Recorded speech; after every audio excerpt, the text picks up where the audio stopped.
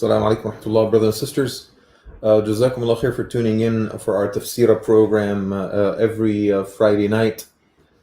Inshallah ta'ala, it's 7:30 right now, so we're going to go ahead and get started. And at 8 o'clock sharp, we will be interrupted, inshallah. We will pause in order to go and pray Salatul Maghrib.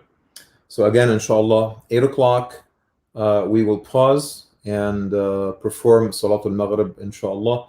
So, stay with us and ask questions. And if I got a little too excited and kept going, please interrupt me, send a little notification or comment or something, to tell me to stop because we need to pray Maghrib, inshallah.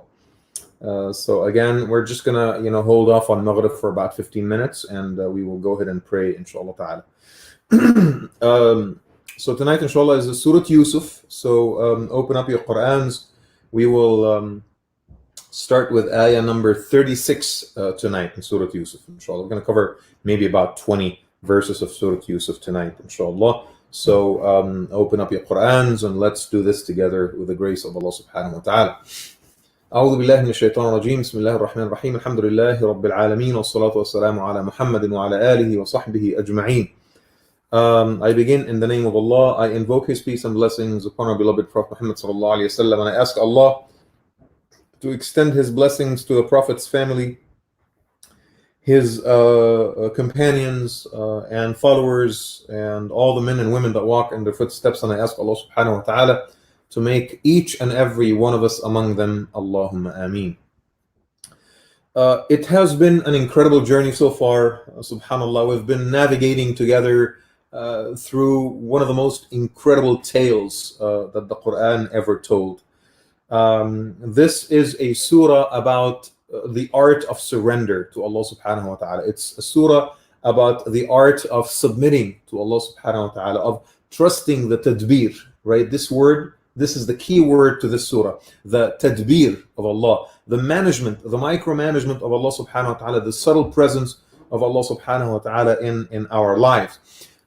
The acceptance of the paradigm or the notion that it may be true that individual events in our lives, individual consecutive events in our lives may look bad in and of themselves, may make us feel a tremendous amount of pain, but that the sum total of those events may actually propel you to something good and incredible. You just need, in the short term, you need to trust in the management of Allah subhanahu wa ta'ala of those events and His overall management of your life. Surah Yussuf was revealed, like I said, around the year 10 of the mission of the Prophet sallallahu alaihi wasallam.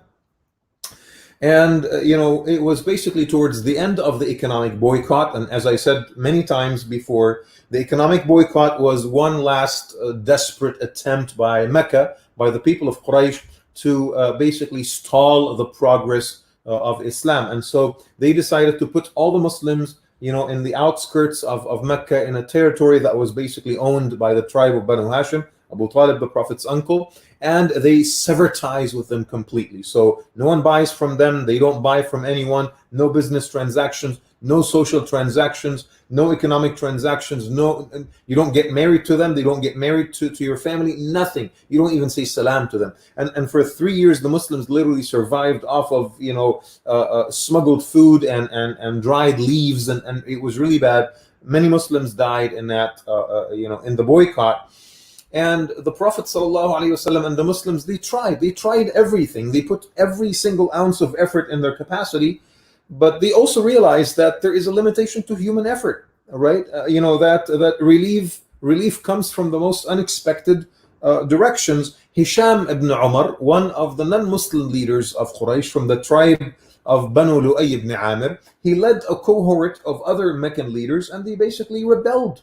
They rebelled. They led the movement that voided the treaty that eventually led to the boycott. And they told the leaders of Mecca, "This is unfair. We cannot allow, our, co-citizens, our fellow citizens, our brothers and sisters, from Banu Hashim, Muslims or otherwise, we cannot allow them to rot and die, during the boycott like this." So the message from Allah subhanahu wa ta'ala here was that, yes, you still have to put the human effort, you still need to do what you can, but you have to be prepared that the relief of Allah subhanahu wa ta'ala comes from the most unexpected directions, and that the sum total of your effort may not necessarily lead to the desired results.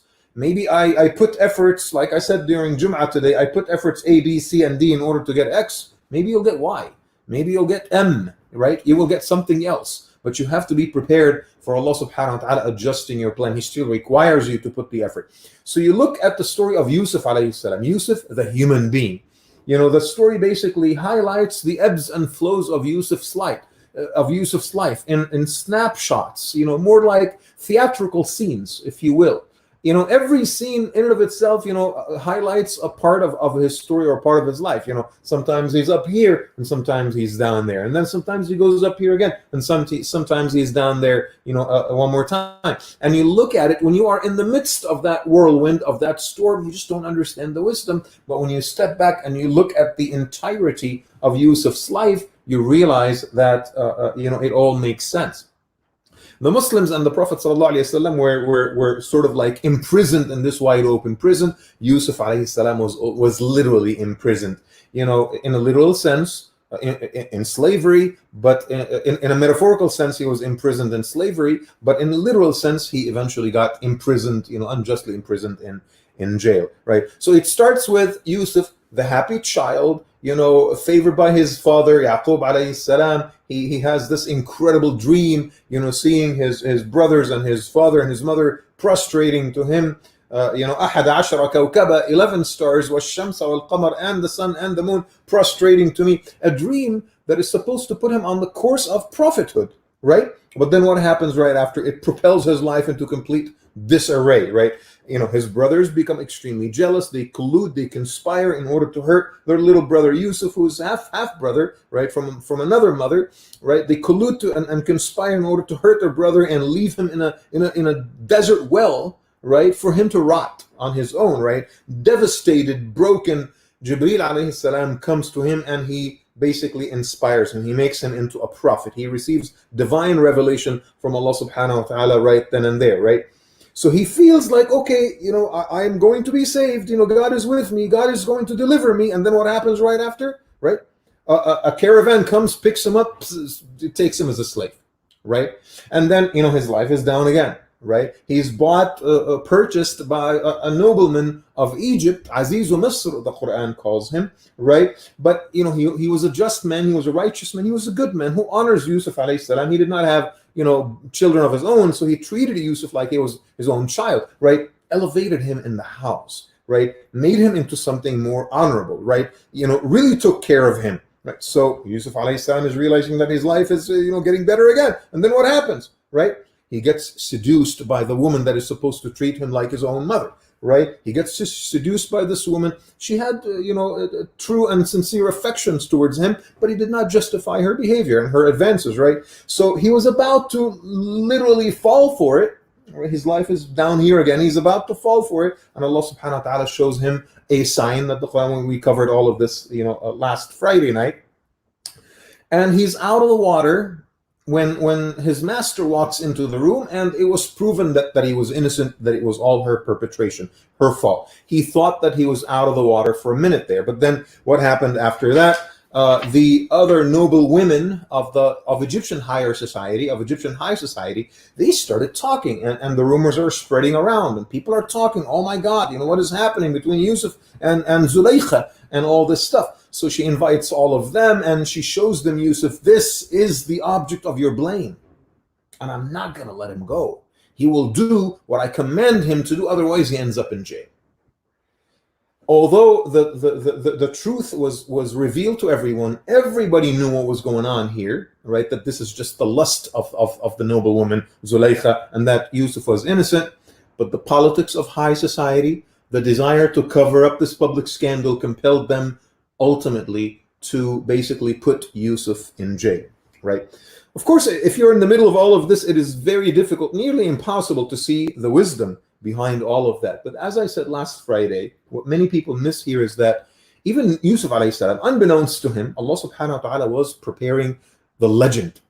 There is a legend in the making here, and that legend is this incredible, young Hebrew man with angelic features, with a charismatic aura about him, right? With beautiful connection with the divine, is being prepared to become a public hero that was imprisoned unjustly. He is the one that sort of like fended off the advances of Zulaykha, the noble woman of Egypt. What kind of strength does he possess? What kind of power does he possess? What kind of connection with God does he possess? What kind of amazement is he capable of, right? The legend is being made. And nothing makes better legends than people going to jail unjustly. They become heroes. They become martyrs, right? None of that was clear in Yusuf's mind at the time when it was happening, but Allah subhanahu wa ta'ala was preparing for that legend to be born, and born it will in just a few years. Ayah number 36. Allah subhanahu wa ta'ala tells us the story of those two young people. وَدَخَلَ مَعَهُ السِّجْنَ فَتَيَانِ. Two young people, were imprisoned around, the same time. Here's the thing, right immediately after Yusuf alayhi salam entered jail, he's a prophet. He's a nobleman himself. He is a descendant of Ibrahim alayhi salam. He knows his mission in this world. Abdullah ibn Abbas says that immediately Yusuf alayhi salam started making strong connections with everyone in jail. He started visiting other people's cells. He started tending to the sick. And he started giving advice to other people. Becoming an arbitrator in disputes, right? Yusuf alayhi salam got involved in the lives of other inmates. And they gradually started falling in love with him. He became the most popular inmate. He became the most popular prison at the time, to the extent that one of the scholars of tafsir actually says that the warden himself loved him so much, like his own son. And he said to him, Yusuf, I know I'm the warden and you are a prisoner, but I truly love you, and I don't know why, right? And he said, you know what? Yusuf responded, he said, you know what? Last time I heard, people loving me, I got in trouble afterwards, right? My dad loved me, and my brothers betrayed me, right? Zulaykha loved me, I ended up here. So please, let's keep that to yourself, kind of thing, right? All kinds of interesting narrations, that the scholars came up with in order to emphasize to us how popular Yusuf alayhi salam became. He became, sort of like a legend in prison. And people started telling tales about him and his powers and his abilities. Oh my God, this is the young man that stopped, Zulaykha, the noble woman, in her tracks, and so forth, right? Every time people would ask him, who are you? What is your name? He would say, my name is Yusuf ibn Yaqub ibn Ishaq ibn Ibrahim al-Khalil. He would make a reference to his lineage of prophets. And of course, most Egyptians at the time were not believers in the sense of the Abrahamic faith or faiths, right? However, they were not unfamiliar with the Abrahamic faiths, as I will demonstrate to you in just a few moments, inshallah ta'ala. So Yusuf became, sort of like a hero in prison, loved and respected by everyone. Around that same time, a conspiracy brewed in order to assassinate the king of Egypt. Right now, here's the thing. The king of Egypt at the time of Yusuf alayhi salam was likely one of 6 kings of the Hyksos.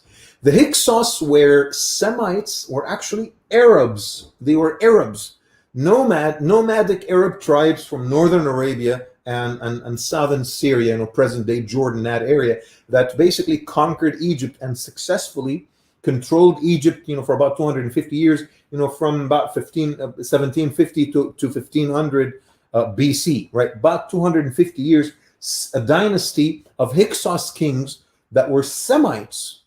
So they were cousins of the Hebrews, so to speak. They were Arabs, right? And they ruled Egypt at the time. lots and lots of conspiracies that many Egyptians perpetrated against those kings, including this particular king, right? So they wanted to poison his food. And they asked his cup holder, the one that used to pour, wine for the king, and they asked his baker to put poison in the king's food. The baker agreed, according to the scholars, and the cup holder refused. He took the poison though, but he didn't say anything. And when the baker offered food to the king, offered bread to the king, the cup holder, the wine holder, offered his cup to the king, he immediately told the king, Your Majesty, don't eat the bread, there is poison in the bread. And he uncovered the conspiracy right then and there, right? Of course, the king doesn't know what to do or who to trust. He put everyone in jail. His entire staff, he put them in jail. He doesn't know, right? Particularly those two men were imprisoned at the time Yusuf alayhi salam was imprisoned, and that is basically ayah number 35. I'm giving you just the 36. I'm giving you the background. Now, those two guys, after they were imprisoned, they started having, incessant dreams, constantly, every night, seeing the same thing over and over again. One of them sees that, he bakes bread for the king and he carries the bread on a basket on his head. So those crows, those birds, they fall on his basket and they start eating from the bread. Right? You guys know the story. The other one's dream that tormented him for the longest time was basically him making, wine for the king, and he's holding the wine in cups and he gives the wine to the king and the king drinks from it. And they don't know what is up with this dream. Other people in prison heard them talk the dream to themselves. So they told them, guys, you know that there's this guy over here, Yusuf ibn Yaqub. He interprets dreams. He knows his stuff. So maybe you want to go talk to him, right? So they go on and they talk to Yaqub alayhi salam. And as you see in the ayah number 36, at the very end, it says, Inna naraka min al-muhsinin. We see that you are amongst the righteous. Allah. See? Like his vibes, his aura, his charisma is projecting. Yusuf alayhi salam, he's a prophet, right? A lot of stuff. See, Egyptians were always very discreet. When further dynasties defeated the Hyksos, almost all that history was completely wiped out. The Egyptians actually were known for this. The pharaohs were known for this. They would go to the temples and wipe out all the history that was inscribed by previous kings or by previous rulers, right? So likely all the details of that era, if it wasn't for the Quran and somehow, the Bible as well, if it wasn't for that, we would have not known anything about what happened in that period. But my guess is that so many Egyptians followed Yusuf alayhi salam. In fact, my guess is that so many inmates followed Yusuf alayhi salam. Ibn Abbas says that some of those inmates would be released and that they would actually come back and request to be back in jail so that they are with Yusuf. Some of them would commit petty crimes so that they are arrested and they brought back to jail in order to be with Yusuf alayhi salam. Isn't that incredible? Right? So that all of that tells me that Yusuf alayhi salam was a prophet. His mission was ongoing. He was carrying it out. He was inviting people to the path of Allah subhanahu wa ta'ala. And the fact that the country was ruled by another Semite and there's a Semitic dynasty in power made it easier for someone like Yusuf alayhi salam, who is a Hebrew himself. He's not a pure-blooded Egyptian, so to speak, right? It made it easier for him to preach and for people to follow him. So all kinds of people started following Yusuf alayhi salam in prison. So inna naraka min al-muhsinin, we see you as someone amongst the righteous, right? Ayah number 37 tells you that Yusuf alayhi salam understood what's going on immediately, right? And so he kind of weighed his options. I can just go ahead and tell them the interpretation of their dream, in which case they would be completely shocked. They would reject what I said. They would be like agonizing until it actually happens, or I can ease them, I can ease them into it. I can talk to them about God. I can put things in perspective for them. I can show them that what is happening to them and what's going to happen to them is just a small part of a bigger whole, right? There is a universe, and that universe has a God, has a sustainer, has a manager, right? Whatever happens, the events that happen in our lives are not just a hazard, right? They are happening because there is wisdom behind them, and that wisdom is executed by the divine, by the Lord Himself. So He said to them, لا يأتيكما طعام ترزقانه إلا نبأتكما بتأويله قبل أن يأتيكما. In other words, I will give you the interpretation of your dreams before dinner comes, right? I just want you to sit down and listen to me talk to you a little bit. There's a couple of things I need to tell you, right? إني تركت ملة قوم لا يؤمنون بالله وهم بالآخرة هم كافرون. You wonder why I'm so unique? You wonder why I'm so unique, right? You know why I'm so unique? Because I put behind me, I abandoned the evil ways, the evil methods of people who do not believe in God, who have multiple gods, right? He is basically doing his job as a prophet here, right? He's trying to fortify their hearts, because here's what's going to happen. One of them is going to be executed. You guys know this story. And the other one is going to go back and join the king's entourage, right? Two very, very different tests. But he wanted to make sure that he instills the seed of God in their hearts, so that their hearts are fortified before this calamity befalls them, right? So he says to them, I have given up and I have abandoned the evil ways, the ungodly habits of those people, of Zulaykha and the noblemen of Egypt and Egyptian high society. I have put all of this behind me, and I follow the Lord's path, because this universe has only one Lord. And ayah number 38, وَاتَّبَعْتُ مِلَّةَ آبَائِ إِبْرَاهِيمَ وَإِسْحَاقَ وَيَعْقُوبَ. I don't follow Egyptian religions and their polytheism and their shirk and their multiple gods. I follow the faith of Abraham, my forefathers, Yaqub, Ishaq, and Ibrahim. مَا كَانَ لَنَا أَن نُشْرِكَ بِاللَّهِ. It's not conceivable for us to commit shirk. It's not conceivable for us to take multiple lords, right? The Lord of the house, the Lord that is a slave master, the Lord that is a minister, the Lord that is a wealthy person, the Lord that is, the king, the Lord that is God X and God Y and God Z, right? There's only one Lord to this universe, right? It is not conceivable for us to ascribe divinity to anyone else but God Himself. 39. أَأَرْبَابٌ مُتَفَرِّقُونَ خَيْرٌ أَمِ اللَّهُ الْوَاحِدُ الْقَهَّارُ. Tell me, I ask you in the name of rationality, he says to them, multiple gods is better or only one God? أَرْبَابٌ مُتَفَرِّقُونَ. Disparate and disputing gods, is that better, or just one God of this entire universe, right? The remarkable thing here is that establishing Tawheed, establishing the oneness of Allah subhanahu wa ta'ala is actually quite a simple and easy task, right?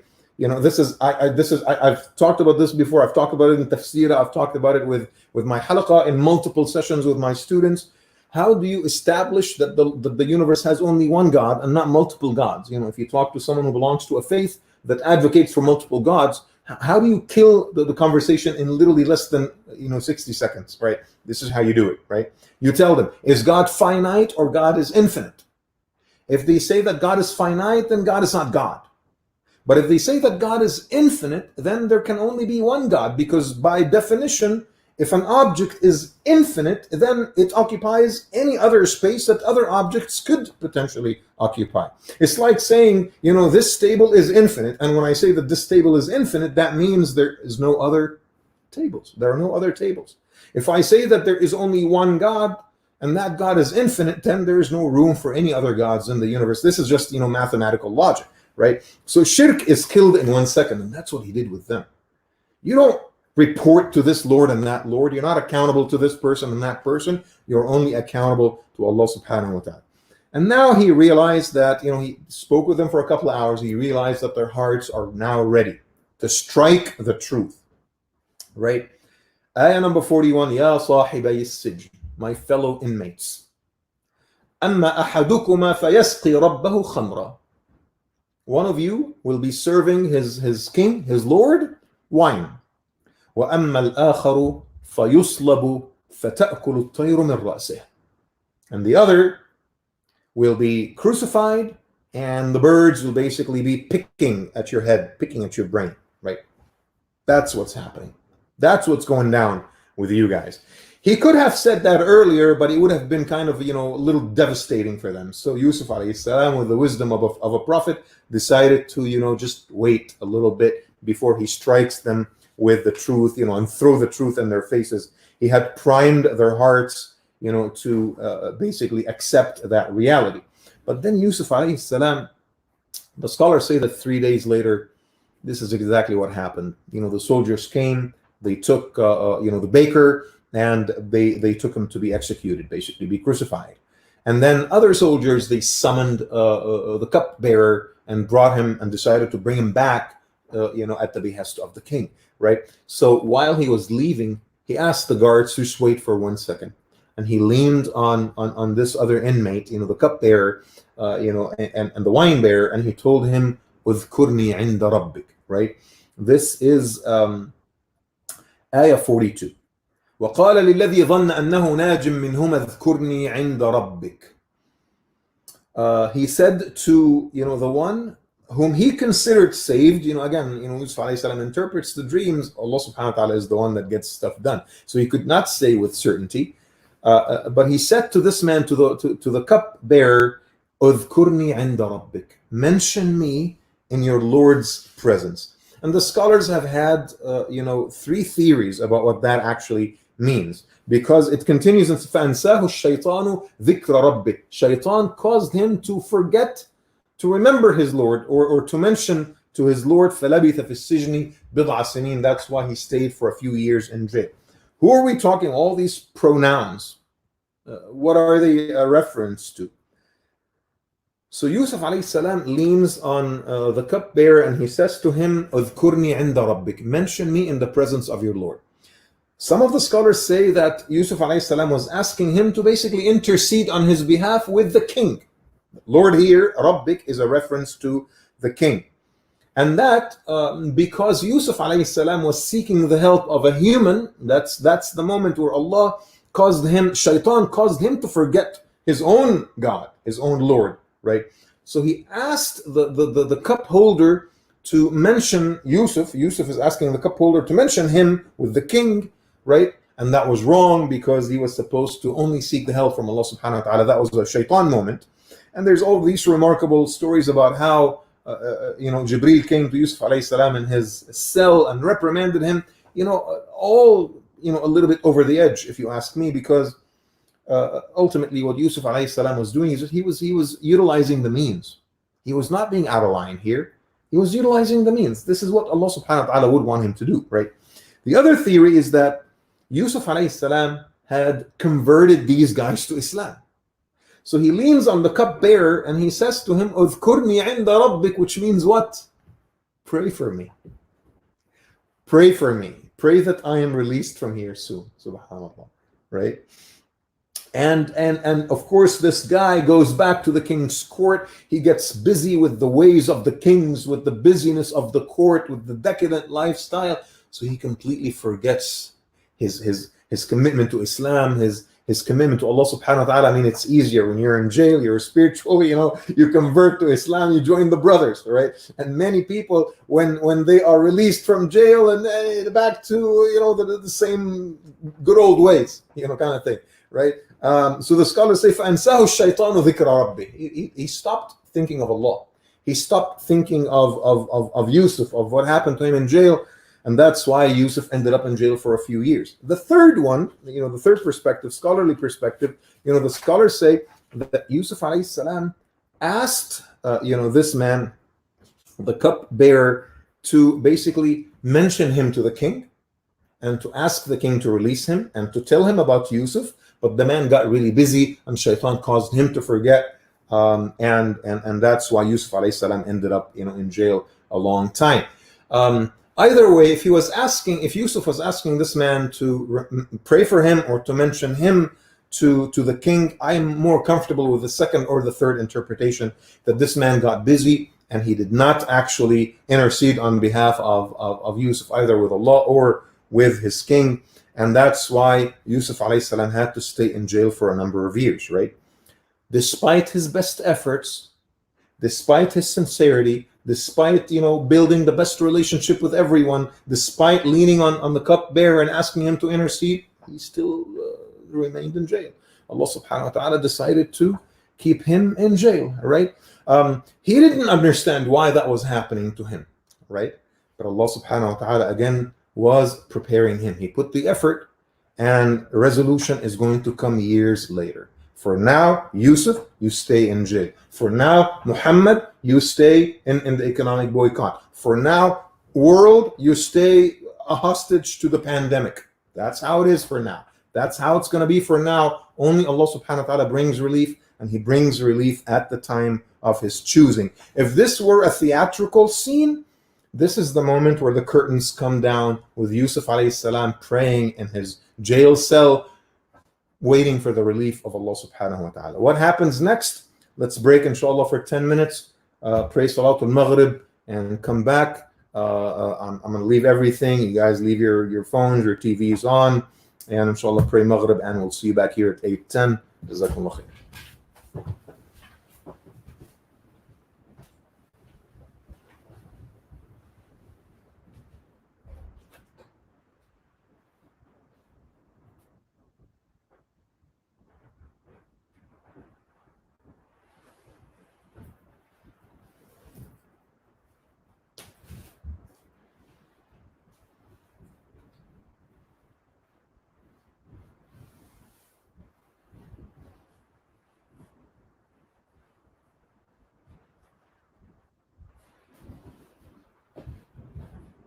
You guys ready?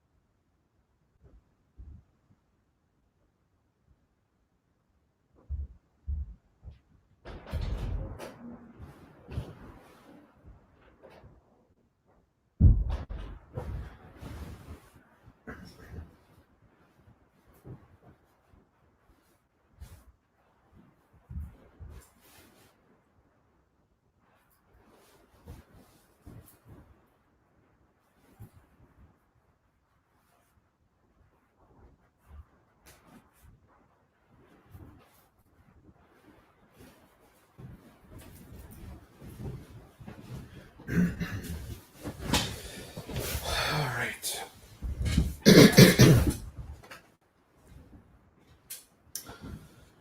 All right. Bismillah. So 8:09, inshallah, just a couple of seconds, and we're back to it.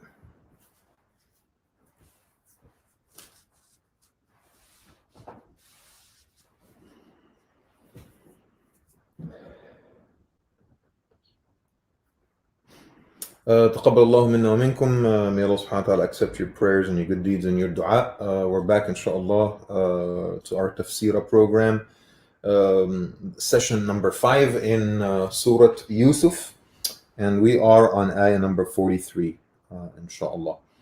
Bismillah, alhamdulillah, wa salatu wa salamu ala rasulillah. So Yusuf alayhi salam is now in prison. He has to basically do that little stretch on his own. And Allah subhanahu wa ta'ala willed for him to stay there for a number of years, bid'a sinin, as the Quran basically says. And while all of this was happening, the king was able to fend off the assassination attempt. He's consolidating his power and so forth. The cupbearer is back, to the staff. He joined the entourage, or rejoined the entourage of the king, and Yusuf alayhi salam is still in jail, and life is basically going back to normal outside in the outside world. But something something incredible happens.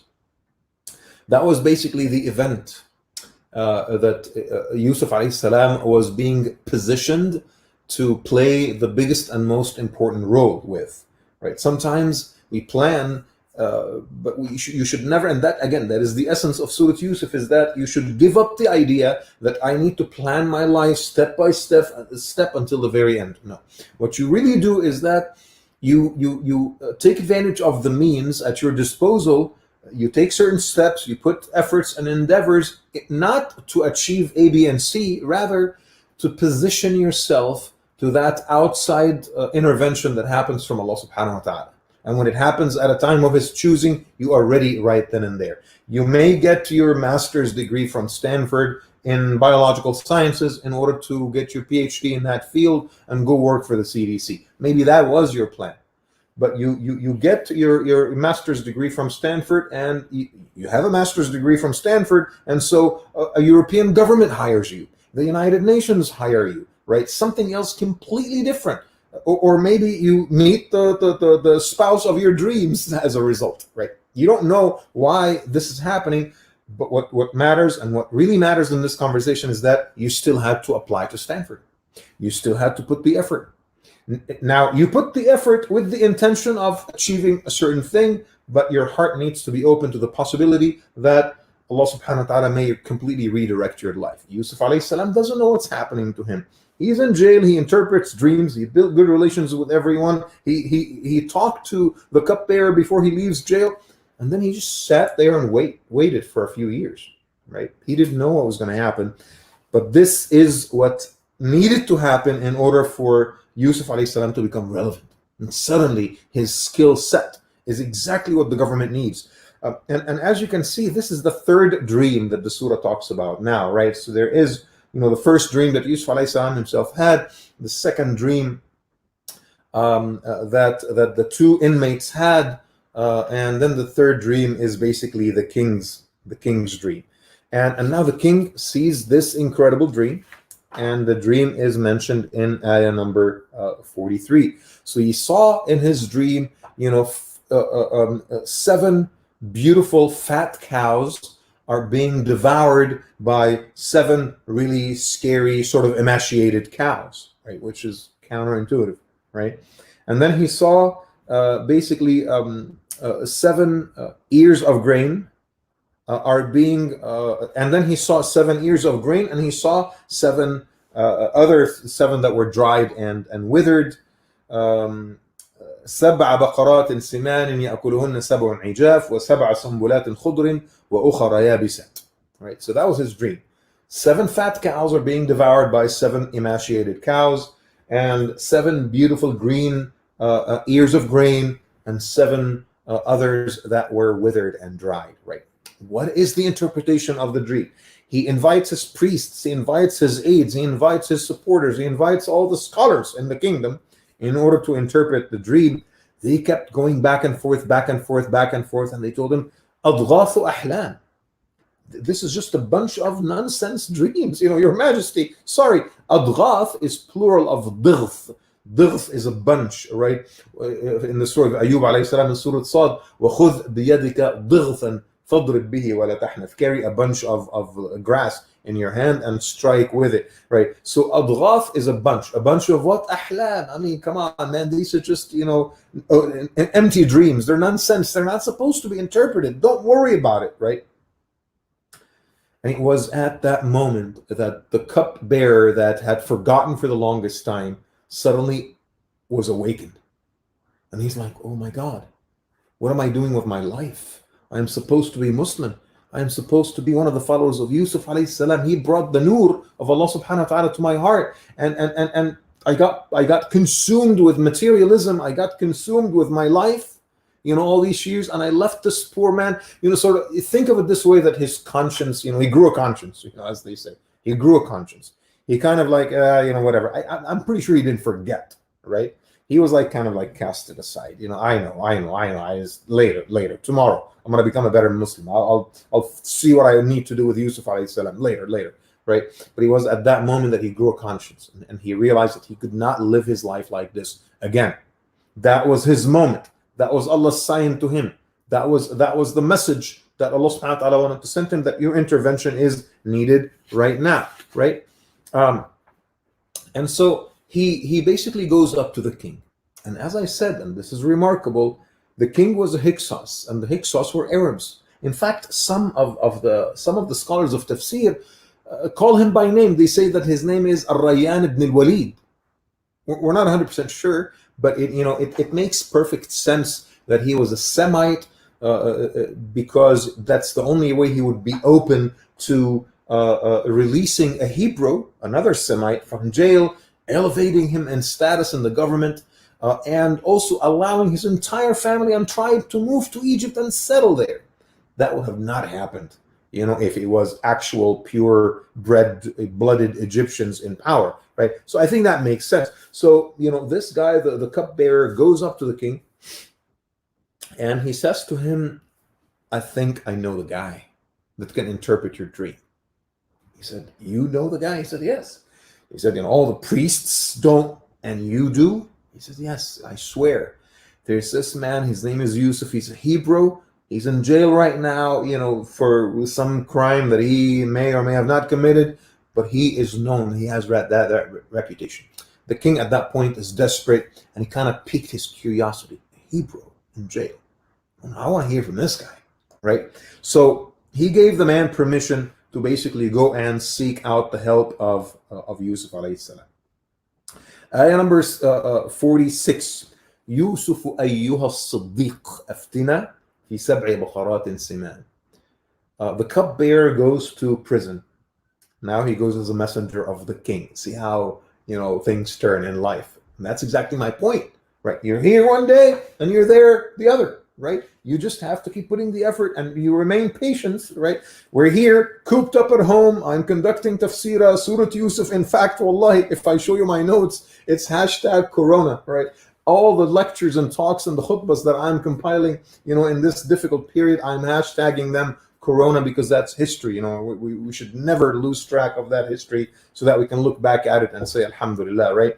But this is all suboptimal. This is not what we want. I would rather be at Tarbiyah right now. I would rather be at my masjid. I would rather be sitting, on the carpet of my masjid, smelling the musk, at the house of Allah subhanahu wa ta'ala, looking at you guys, your faces, right? Yes, we will still, inshallah, broadcast, on social media after we're back to normal, but I want to see my brothers and sisters.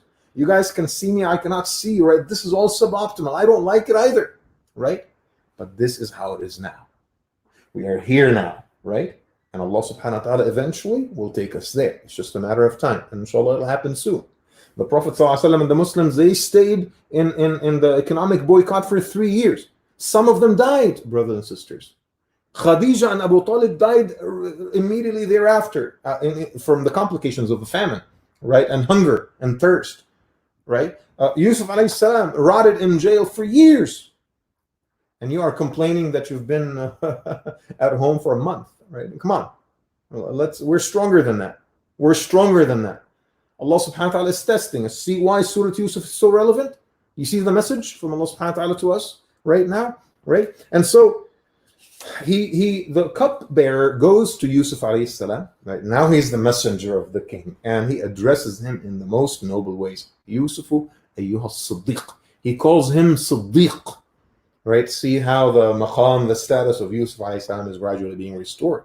It is being restored. Can you please interpret this dream for us? This is a king's dream, okay? This is pretty serious. I want you to put your best computers on this thing, right? We gotta figure this thing out. We gotta get to the bottom of this thing. And he tells them about the dream. Please tell me so I can go back to the king and give him, a satisfactory answer. So Yusuf alayhi salam interprets the dream for him, and ayat 47, 48, and 49, he tells him exactly what the dream means. But he volunteers to prescribe the action that the government needs to take as well. He doesn't just interpret the dream. The interpretation of the dream, the seven fat cows and the seven green ears of grain, right, are symbols of 7 years of prosperity in which the land will yield massive amounts of wheat grain. Okay, followed, and the seven emaciated cows and the seven dried grains are a representation or a metaphor for 7 years of famine and dryness, where there's no rain. The rivers have completely dried out. Okay, that will destroy everything that was produced and harvested in the previous 7 years, and people will die. That's the dream. So Yusuf alayhi interpreted that part, but he also prescribed and he told them what to do. He basically said to them, as the ayat basically said here in ayah number 47, what I want you guys to do is, plant as much grain as possible in those 7 years, and leave the grain in the ears. Do not remove the wheat grains from their ears. Leave them in the ears. It'll be preserved this way. Only take just a little bit that you barely need to survive as a nation.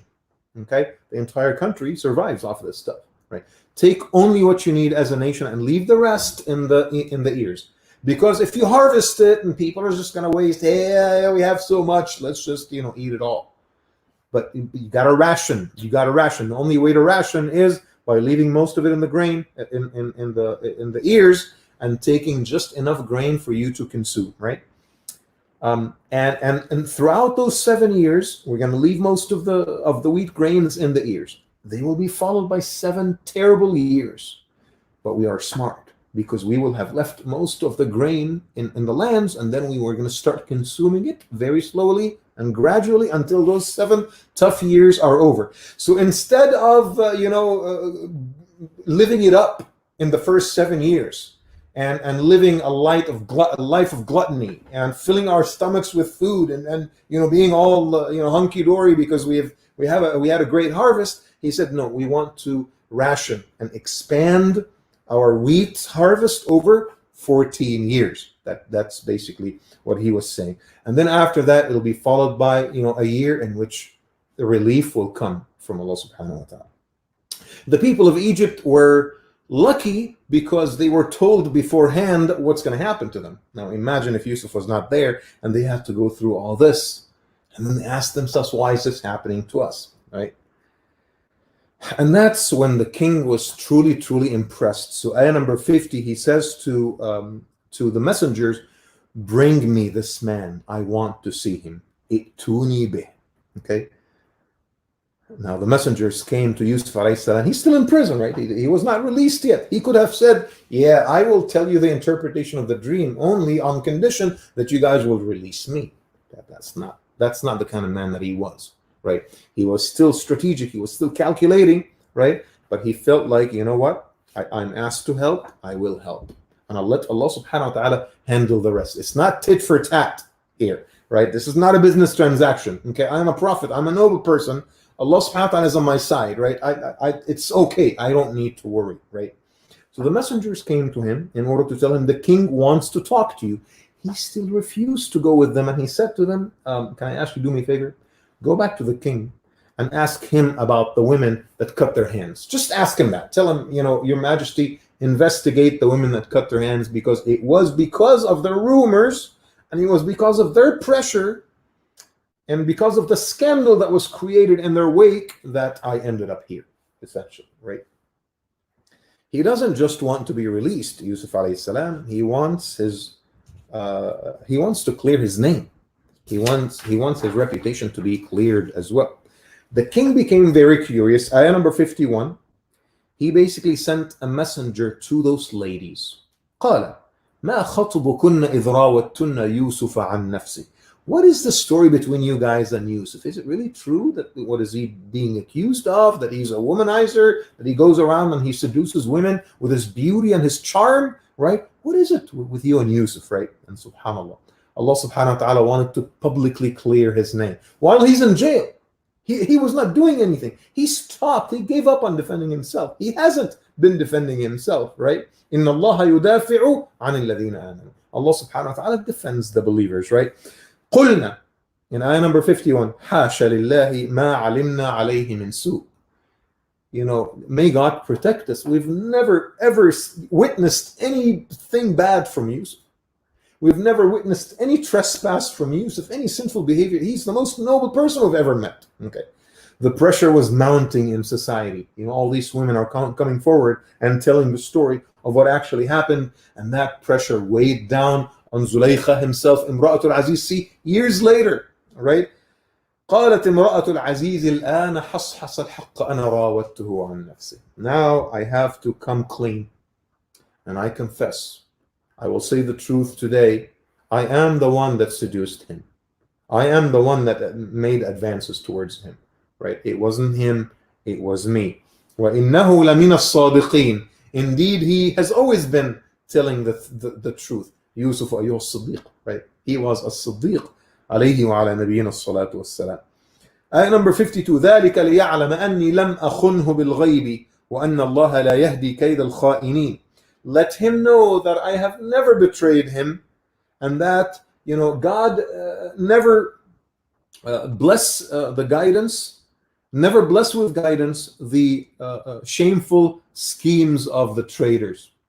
Some scholars say that this is a continuation of Zulaykha's confession. She's basically saying, I want Yusuf to know that I stopped making claims about him, and I'm not betraying him anymore, right? I'm saying the truth right here.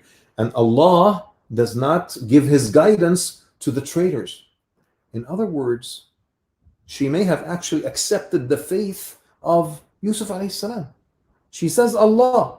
And in the next ayah number 53 says, وَمَا أُبَرِّئُ نَفْسِي. I am not trying to absolve myself. إِنَّ النَّفْسَ لَأَمَّارَةٌ بِالسُّوءِ إِلَّا مَا رَحِمَ رَبِّي. Verily, our inner selves incite us to evil, except those whom the Lord saves. She says Allah, she says Rabbi, she says Lord, right? It is becoming clear to us that it may actually be true that the reputation of Yusuf alayhi salam expanded beyond jail, and people started following monotheism and the path of Allah subhanahu wa ta'ala without even seeing him, like people in Yemen and in other places in Arabia following the Prophet sallallahu alayhi wasallam without seeing him, right? From her language, it's clear to us that it's very, very possible, and Wahb ibn Munabbih and scholars of tafsir have said that the same thing, that she has already accepted Allah subhanahu wa ta'ala, and that compelled her even further to come clean. Now, the reputation of Yusuf alayhi salam was cleaned. He was absolved from his crime. His name was cleared. Everyone came forward and confessed, right? The next step is what? SubhanAllah. After all these years, is for Allah subhanahu wa ta'ala to cause the release of Yusuf alayhi salam. Now he's in his early 30s. Not this young man anymore, right? The prime years of his life. Some scholars say 7. He spent unjustly in jail, and the king brought him to the king's court, to the palace for the first time. Ayah number 54. وَقَالَ الْمَلِكُ ائْتُونِي بِهِ أَسْتَخْلِصْهُ لِنَفْسِي. I need men like this next to me. Bring me Yusuf. I want him to stand by my side. I want him to be next to me. I want him to work for me. I want him to become one of my ministers. I need sincere and honest people like him. He was just betrayed earlier, just a while earlier. When they colluded to poison him, remember? Maybe a few years earlier, right? Now he is on the hunt for honorable people that he can basically bring to his court. Tuni bihi astakhlishu li nafsi, right? What is Yusuf's response when he saw the king? Actually, Abdullah ibn Abbas says that Yusuf alayhi salam, when he entered into the king's court, he greeted him in Arabic. Isn't that absolutely remarkable? He greeted him in Arabic because the king was a Semite, from the Hyksos, which is an Arab tribe. So he says, how do you know this tongue? He said, that is the tongue of my grandfather Ismail. He is the son of Yaqub, and Yaqub is the son of Ishaq. Who is Ishaq's brother? Right? Ismail alayhi salam. And where did Ismail live? He lived in Mecca. Ismail spoke Arabic. He grew up with the Arabic language. And Yusuf alayhi salam, he's a prophet. He learned Arabic, some Arabic at least. Again, he jumped inside the heart of the king right away when he spoke to him in his original tongue. And then he said, I have one request for you. He said, اجعلني على خزائن الأرض. give me, put me in charge of all the storehouses in the land, all the places in which the wealth of Egypt will be stored. In other words, make me the minister of finance, make me the minister of interior. Yusuf alayhi salam didn't just interpret the dream; he wanted to be an instrument in the fulfillment of the dream. It's the most incredible thing. Some people dream and wait for the dreams to be fulfilled. Yusuf alayhi salam witnessed the king having a dream, and he interpreted the dream. Instead of sitting on the sidelines, observing the dream being fulfilled, he wants to become an instrument in that fulfillment. He's realizing what Allah subhanahu wa ta'ala wanted him to do all along, is to basically save that civilization, is to save humanity. Egypt at that time was probably one of the most civilized places on earth, right? Allah subhanahu wa ta'ala wanted him to save Egypt and to save the civilized world.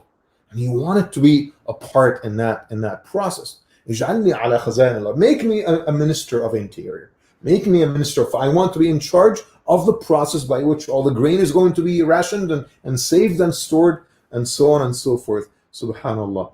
And ayah number 5. So what is happening right now, and I'm about to conclude. What is happening right now is Yusuf alayhi salam, from being in jail, unjustly imprisoned, to becoming a nobleman of Egypt, a minister of the government himself, perhaps second only to the king of Egypt. Subhanallah. See, وَتِلْكَ الْأَيَّامُ نُدَاوِلُهَا بَيْنَ النَّاسِ.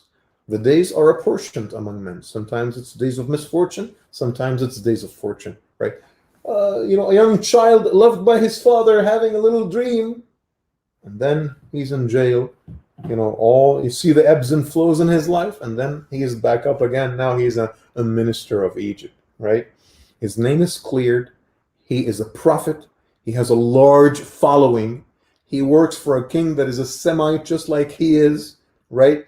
A lot of people in Egypt are accepting Islam because of him. I mean, life doesn't get any better than that, right? Absolutely incredible, right? And he participates in the rebuilding of Egypt and adjusting the systems and the processes and the administrative structures of Egypt in order to cope with the impending famine, right?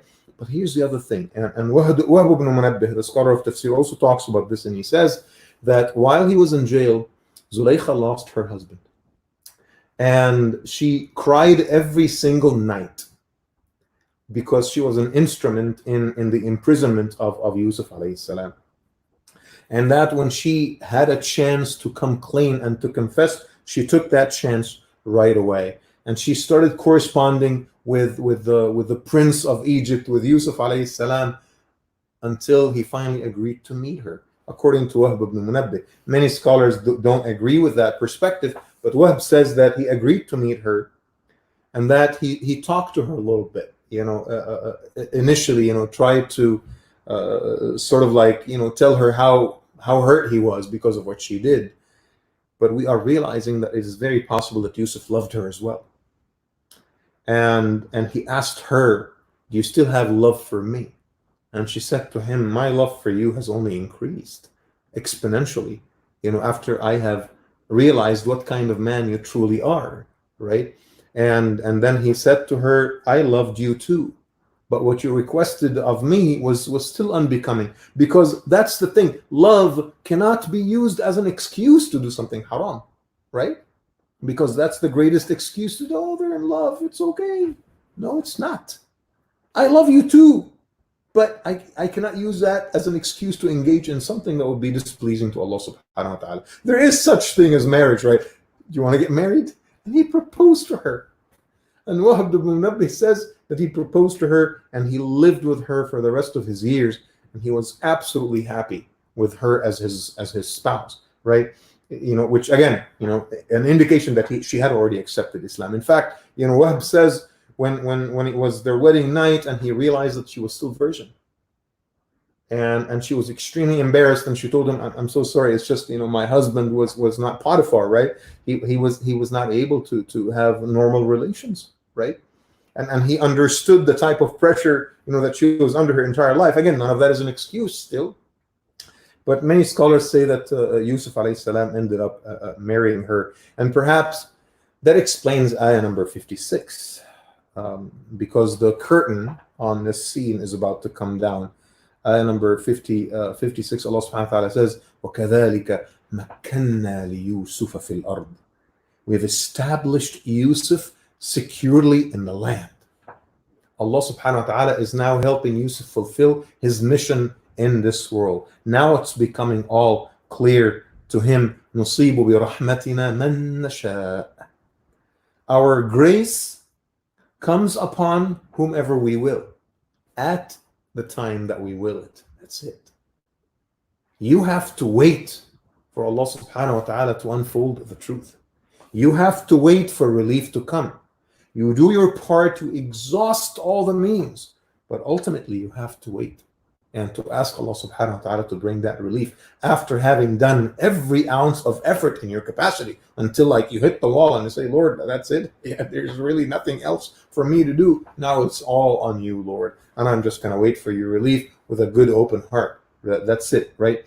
So the rahmah of Allah subhanahu wa ta'ala comes down and it concludes, وَلَا نُضِيعُ أَجْرَ الْمُحْسِنِينَ. Ayah number 56, at the very end, we do not fail to compensate the doers of good. Every good thing you do, every ounce of effort you put, every good word, every moment of preparation, you may not see the results of it immediately, but later on when the time comes, Allah subhanahu wa ta'ala will make it all work out. Allah subhanahu wa ta'ala will make it all happen. I ask Allah to accept our good deeds, to forgive us our sins, to increase us in the knowledge of the Quran. I ask Allah subhanahu wa ta'ala to make this coronavirus pandemic go away sooner than later. And I ask Allah subhanahu wa ta'ala that all of us will be protected and preserved, that we will be safe and sound until this pandemic is gone, and that soon, inshallah ta'ala, we will be back at our masajid sooner than later. Allahumma ameen. Jazakumullah khair. I'll take some questions, inshallah, if you guys want to use the Facebook live feed to ask questions.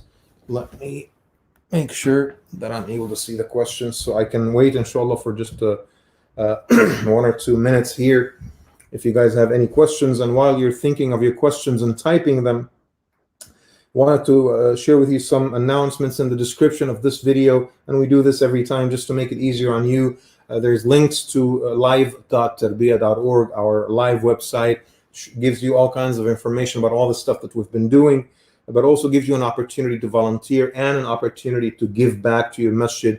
We need your help, we need your support. So inshallah, go ahead and consider sponsoring one of the prayer spaces. After all this whole thing is over, we still have our masjid, inshallah. We're going to go back to it, and we want to make sure that our masjid is ready for us, inshallah.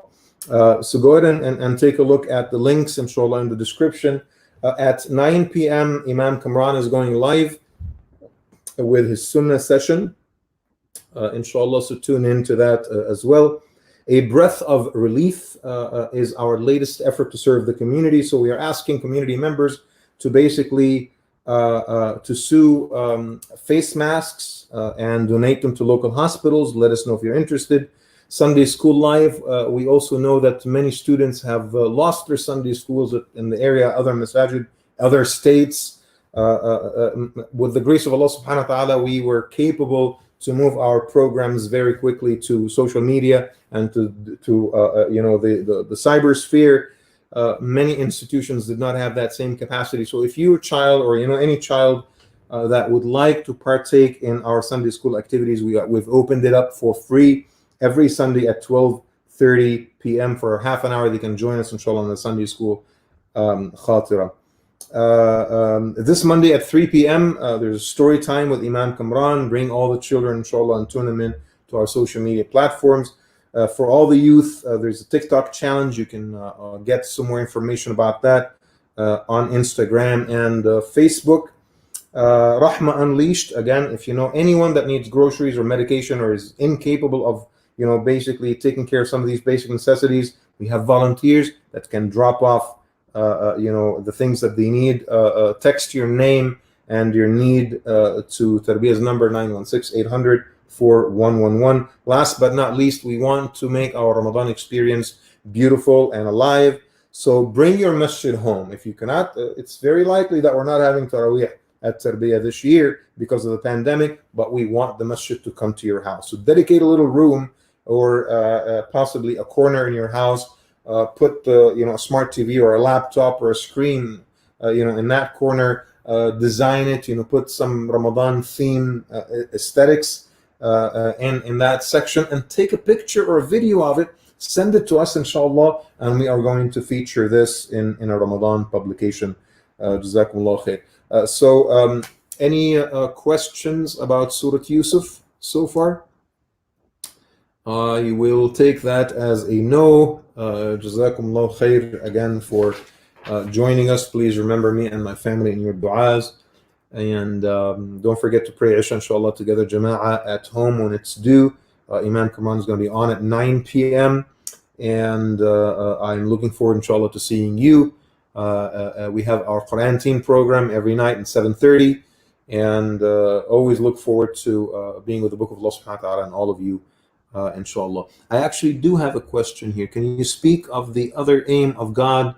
He wanted to save the people of Egypt by inspiring the king's dream and then elevating Yusuf alayhi salam through the dream interpretation.